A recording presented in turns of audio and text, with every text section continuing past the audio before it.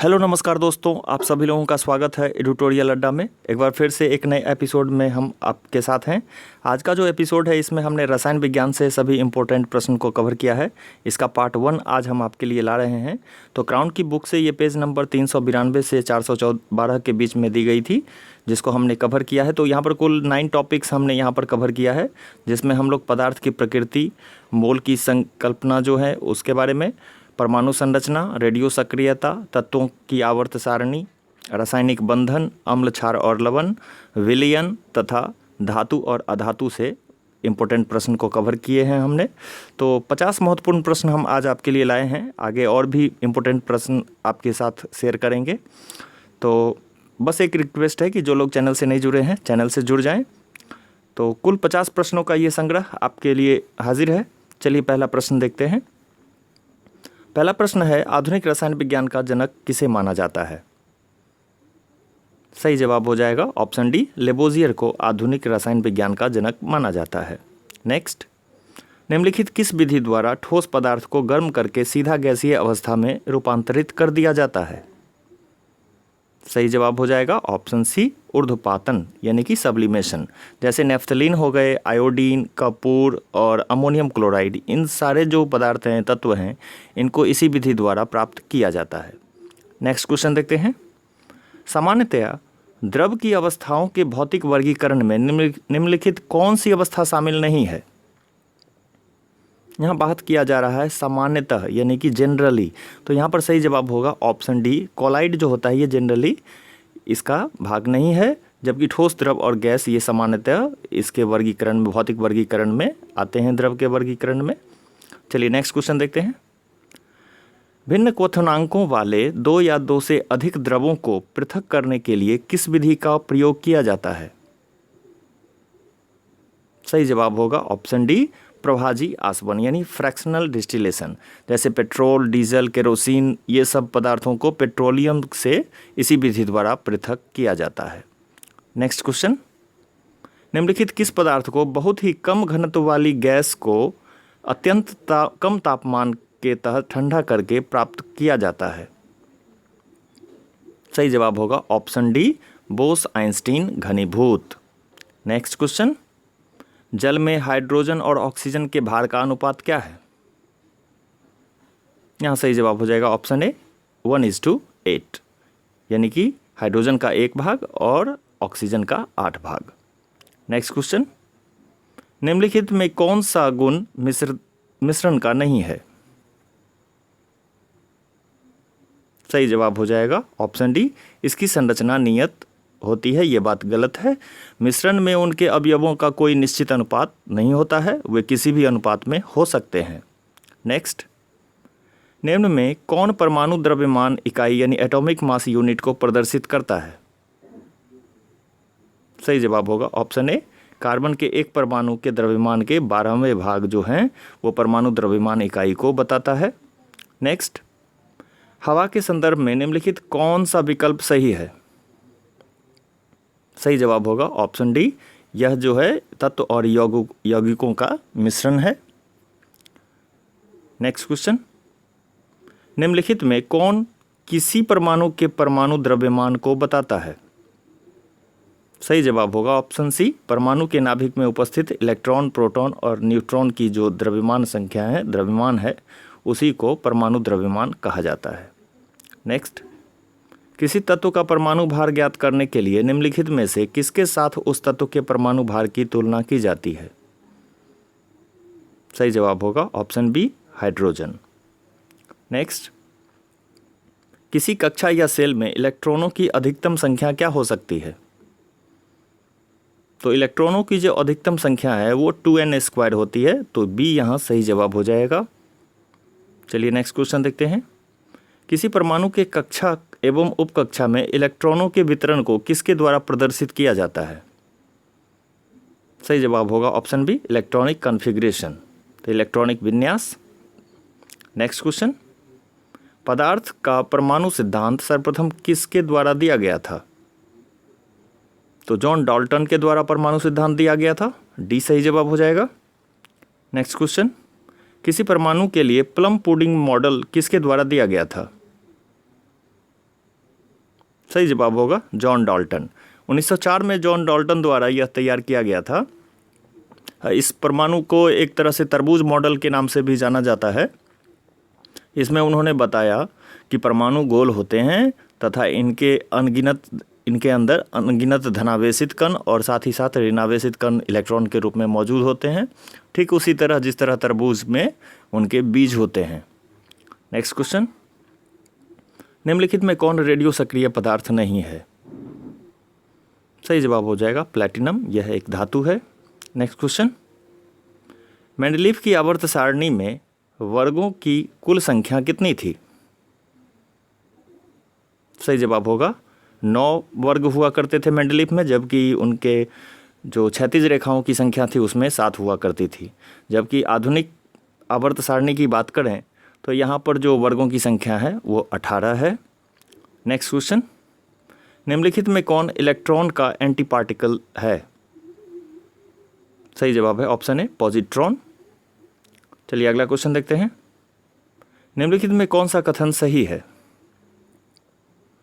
यहाँ सही जवाब हो जाएगा ऑप्शन ए, एक परमाणु के नाभिक में प्रोटॉन और न्यूट्रॉन दोनों विद्यमान रहते हैं।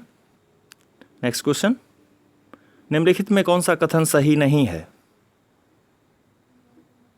सही जवाब होगा ऑप्शन ए, किसी तत्व के सभी परमाणु में न्यूट्रॉन की संख्या सदैव समान होगी, ये गलत बात है। नेक्स्ट क्वेश्चन, निम्नलिखित में किसकी इलेक्ट्रॉन बंधुता सबसे अधिक होती है? यहाँ सही जवाब हो जाएगा ऑप्शन सी, क्लोरीन की जो इलेक्ट्रॉन एफिनिटी होती है ये सर्वाधिक होती है। नेक्स्ट क्वेश्चन, निम्नलिखित तत्वों में से किसकी परमाणु संख्या फास्फोरस की तुलना में अधिक है? सही जवाब हो जाएगा क्लोरीन। क्लोरीन की जो परमाणु संख्या है वो 17 होती है, जबकि फास्फोरस की परमाणु संख्या 15 होती है। जबकि अन्य की बात करें तो यहाँ मैग्नीशियम की होती है 12 परमाणु संख्या, एल्यूमिनियम की होती है 13 और सिलिकॉन की होती है 14। नेक्स्ट क्वेश्चन, निम्नलिखित तत्वों में से किसकी विद्युत ऋणात्मकता सर्वाधिक है? सही जवाब हो जाएगा ऑप्शन बी। अगर बात की जाए इलेक्ट्रॉन एफिनिटी की तो वहाँ पर जो सही जवाब होगा क्लोरीन। अगर बात की जाए इलेक्ट्रॉन नेगेटिविटी की तो यहाँ सही बात हो जाएगा ऑप्शन बी यानी कि फ्लोरीन। नेक्स्ट क्वेश्चन, एक परमाणु की परमाणु संख्या क्या होगी जिसमें 10 प्रोटॉन हैं और 11 न्यूट्रॉन हैं? परमाणु संख्या डिपेंड करता है उसके जो प्रोटॉन की संख्या है उस पर, तो सही जवाब हो जाएगा option B 10। Next question, quantum संख्या कितने प्रकार की होती है? सही जवाब हो जाएगा ये 4 प्रकार की होती है। क्वांटम संख्याएं वे संख्याएं होती हैं जो किसी इलेक्ट्रॉन की स्थिति तथा उसकी ऊर्जा की जानकारी देता है। तो इसके 4 प्रकार हैं, जैसे मुख्य क्वांटम संख्या जिसको n से सूचित किया जाता है, यह इलेक्ट्रॉन का ऊर्जा स्तर बताता है। एक दिगंशी क्वांटम संख्या होता है जिसको L से सूचित किया जाता है, यह इलेक्ट्रॉन का उपकोष होता है। एक चुंबकीय क्वांटम संख्या होता है जिसको m से सूचित किया जाता है, यह इलेक्ट्रॉन का कक्षक होता है। जबकि एक लास्ट है चक्रण का जो क्वांटम संख्या है, इसको s से सूचित करते हैं और ये इलेक्ट्रॉन के चक्रण को बताता है। तो ये यहाँ पर सही जवाब हो जाएगा। चलिए नेक्स्ट क्वेश्चन देखते हैं। निम्नलिखित किस अक्रिय गैस के परमाणु की बाह्यतम कक्षा में सिर्फ 2 इलेक्ट्रॉन होते हैं? सही जवाब हो जाएगा हीलियम। अन्य के कक्षा में, अंतिम कक्षा में, बाह्यतम कक्षा में 8 इलेक्ट्रॉन होते हैं। नेक्स्ट, कोई भी परमाणु अक्रिय गैसों की इलेक्ट्रॉनिक विन्यास निम्नलिखित किस प्रकार प्राप्त कर सकते हैं? सही जवाब हो जाएगा ऑप्शन डी 1, 2, 3, यानी तीनों कथन सही दिए गए हैं। किसी दूसरे परमाणु को अपना एक या अधिक इलेक्ट्रॉन त्याग करके भी इलेक्ट्रॉनिक विन्यास प्राप्त कर सकता है, किसी दूसरे को एक या अधिक इलेक्ट्रॉन प्राप्त करके भी प्राप्त कर सकता है, और तीसरा कहता है कि किसी दूसरे परमाणु के साथ एक या अधिक जो इलेक्ट्रॉन की साझा करके भी ये कर सकता है। तो या तो ये इलेक्ट्रॉन देता है या इलेक्ट्रॉन लेता है या इलेक्ट्रॉन का साझा करता है। तो इन तीनों विधि से ये अक्रिय गैस का जो इलेक्ट्रॉनिक विन्यास है कोई भी तत्व प्राप्त कर सकता है। नेक्स्ट क्वेश्चन, किसी तत्व के समस्थानिकों के अणु के द्रव्यमान में अंतर का क्या कारण है? सही जवाब है ऑप्शन बी, उनके नाभिक में न्यूट्रॉन की जो अलग अलग संख्या है इसी के कारण उनके समस्थानिकों में अणु के द्रव्यमान में भी अंतर पाया जाता है। नेक्स्ट क्वेश्चन, निम्नलिखित में हाइड्रोजन का रेडियो सक्रिय समस्थानिक कौन है? सही जवाब होगा ट्राइटियम जो है रेडियो सक्रिय एक समस्थानिक है हाइड्रोजन का, जबकि ड्यूटेरियम और प्रोटियम भी हाइड्रोजन के समस्थानिक है, लेकिन ये रेडियो सक्रिय नहीं है। नेक्स्ट, किसी तत्व के रासायनिक गुणधर्म किस पर निर्भर करते हैं? सही जवाब होगा उनके अंदर जो इलेक्ट्रॉन की संख्या है बाहरी कक्षा में, उस पर यह डिपेंड करता है। नेक्स्ट क्वेश्चन, रेडियो सक्रिय वस्तुओं को किस तरह के पात्र में रखना चाहिए? वेरी कॉमन क्वेश्चन है, सही जवाब होगा ऑप्शन बी, शीशा में रखना चाहिए। नेक्स्ट क्वेश्चन, निम्नलिखित किस में ऋणात्मक आवेश होता है? बीटा किरण में ऋणात्मक आवेश होता है, जबकि अल्फा कण में पॉजिटिव होता है, जबकि गामा किरण में कोई आवेश नहीं होता है। तो यहाँ बी सही जवाब हो जाएगा। नेक्स्ट, किसी रेडियो सक्रिय पदार्थ की अर्थ आयु 24 दिन है, तो इसका 3/4 भाग कितने दिनों में खत्म हो जाएगा? सही जवाब है ऑप्शन बी 48। कह रहा है कि अर्ध आयु है 24 दिन, यानी किसी भी पदार्थ का आधा भाग 24 दिनों में ख़त्म हो जाता है, और बात की जा रही है 3/4 भाग की। तो अगले 24 दिन में अगले जो आधे भाग हैं उसका आधा भाग ख़त्म हो जाएगा, यानी 75% भाग ख़त्म हो गया, और यानी 75% बराबर हो जाएगा 3/4। तो यानी 24 + 24 48 दिनों में उसका 3/4 भाग खत्म हो जाएगा। नेक्स्ट क्वेश्चन, NaCl में किस प्रकार का रासायनिक बंधन है? सही जवाब हो जाएगा वैद्युत संयोजक बंधन है। Na की जो बाहरी कक्षा में 1 इलेक्ट्रॉन होते हैं, जबकि क्लोरीन की बाह्यतम कक्षा में 7 इलेक्ट्रॉन होते हैं। तो अतः Na जो है अपना 1 इलेक्ट्रॉन Cl को दे देता है, यानी क्लोरीन को दे देता है, और यह संतृप्त विलयन हो जाता है। नेक्स्ट क्वेश्चन, निम्नलिखित में कौन सही सुमेलित नहीं है? सही जवाब हो जाएगा गोल्ड 198। ये रेटिना के उपचार में नहीं आता है, ये एक तरह के कैंसर के उपचार में इसका उपयोग होता है। यह एक रेडियोधर्मी आइसोटॉप है सोने का। नेक्स्ट क्वेश्चन, निम्नलिखित पदार्थ तथा उनमें पाए जाने वाले अम्ल को सही सुमेलित करें। यहाँ सही जवाब हो जाएगा ऑप्शन बी, यानी टमाटर में ऑक्जेलिक अम्ल होता है, सिरका में एसिटिक अम्ल होता है, चाय में टैनिक अम्ल होता है, और सेब में मौलिक अम्ल होता है। नेक्स्ट, निम्नलिखित पदार्थ तथा उनके pH मान को सुमेलित करना है। सही जवाब हो जाएगा ऑप्शन ए, टमाटर का रस का जो pH मान होता है 4.1 होता है, मूत्र का रासायनिक pH मान जो होता है ये 6.0, चूना जल का 11.0 क्योंकि ये क्षार होता है, जबकि अम्ल वर्षा का अगर pH मान बात करें तो ये 5.6 होता है। नेक्स्ट क्वेश्चन, शुक्र ग्रह का वातावरण किस अम्ल के बादलों से घिरा है? सही जवाब है ऑप्शन ए, सल्फ्यूरिक अम्ल के बादलों से ये घिरा है, और इसी कारण से यहाँ पर जीवन की कोई संभावना नहीं है। नेक्स्ट क्वेश्चन, निम्न में से कौन कोलाइड का उदाहरण है?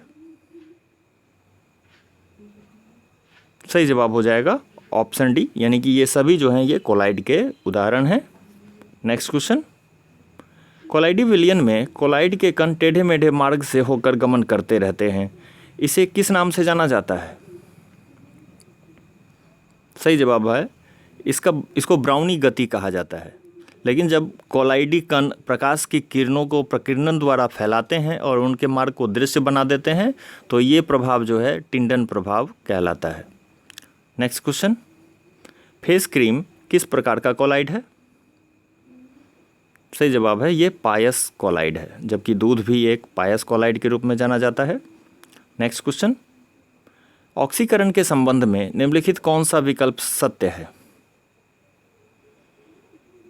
यहाँ सभी कथन सत्य दिए गए हैं, तो उपरोक्त सभी कथन सत्य हो जाएंगे।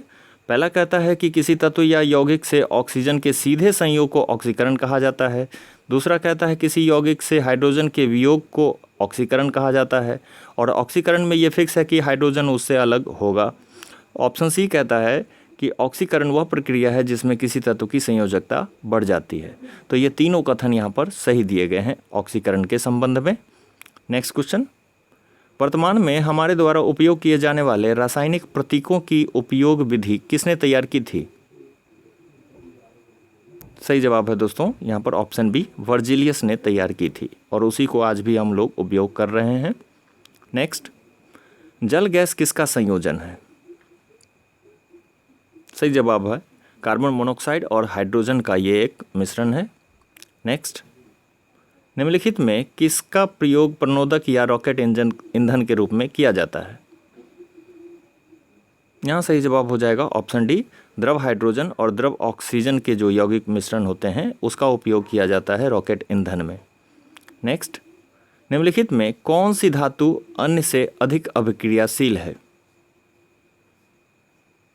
सही जवाब हो जाएगा मैग्नीशियम अन्य 3 से ज़्यादा अभिक्रियाशील है, जबकि सबसे ज़्यादा अभिक्रियाशील की बात करें तो होता है पोटेशियम, उसके बाद आता है बेरियम, फिर कैल्शियम और उसके बाद फिर अंत में सोडियम जो चौथे स्थान पर आता है। नेक्स्ट क्वेश्चन, तांबे की निम्नलिखित मिश्र धातुओं को उनके संघटकों से सही सुमेलित करें। दोस्तों यहाँ सही जवाब हो जाएगा ऑप्शन ए, यानी पीतल का जो संघटक है ये तांबा और जेडन यानी कि जिंक से मिलकर बनता है। कांसा जो है ये कॉपर और सिलिकॉन से मिलकर बनता है, टीन से मिलकर बनता है। जर्मन सिल्वर जो है ये कॉपर, जिंक और निकल से मिलकर बनता है, जबकि गन मेटल जो है ये कॉपर, जिंक और टीन से मिलकर बनता है। नेक्स्ट क्वेश्चन, सोडियम धातु को किस में संग्रह किया जाता है? सही जवाब है, चूँकि ये अभिक्रियाशील होता है इसलिए इसको केरोसिन में रखा जाता है। नेक्स्ट क्वेश्चन, फोटोग्राफी में प्रयुक्त हाइपो का रासायनिक नाम क्या है? सही जवाब है ऑप्शन बी, सोडियम थायोसल्फेट। चलिए अंतिम क्वेश्चन देखते हैं। कार चालक की सुरक्षा के लिए प्रयोग में आने वाला एयर बैग में क्या होता है? सही जवाब है सोडियम एंजाइड इसमें भरा होता है। तो दोस्तों यहाँ पर हमारा एपिसोड समाप्त होता है। एक क्वेश्चन मैं आपके लिए छोड़ रहा हूँ। यहाँ पर क्वेश्चन नंबर 51 आपके लिए है, गैल्वेनाइजेशन में निम्नलिखित में किसका प्रयोग किया जाता है? निकेल, तांबा, मैग्नीशियम, जिंक। ज़रूर कमेंट करेंगे। नेक्स्ट एपिसोड जो हमारा आएगा उसमें हम रसायन विज्ञान का पार्ट 2 आपके लिए लाएंगे, जिसमें पेज नंबर 413 से 431 के बीच हम इसको कवर करेंगे। तो चलिए मिलते हैं बुधवार को फिर से एक बार। तब तक के लिए नमस्कार।